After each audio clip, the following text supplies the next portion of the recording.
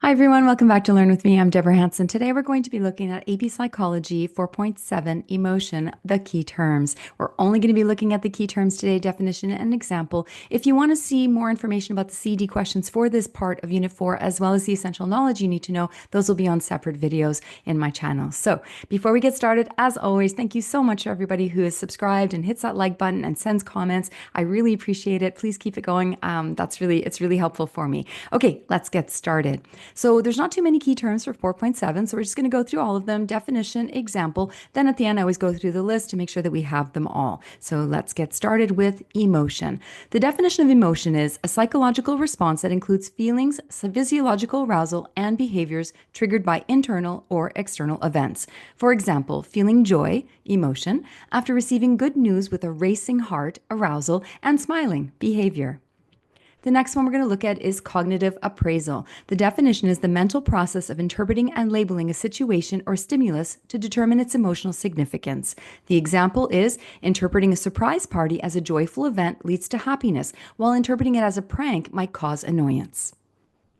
Facial feedback hypothesis. The definition is the idea that facial expressions influence emotional experiences by sending feedback to the brain. For example, smiling during a stressful situation can make you feel calmer and happier, even if you weren't initially happy.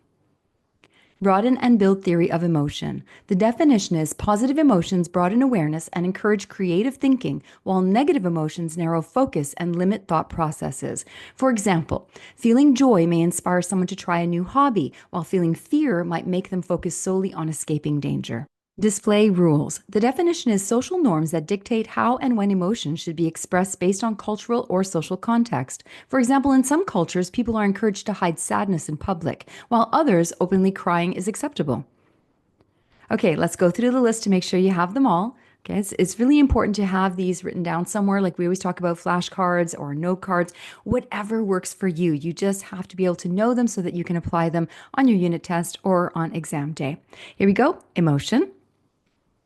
Cognitive appraisal, facial feedback hypothesis, broaden and build theory of emotion, display rules.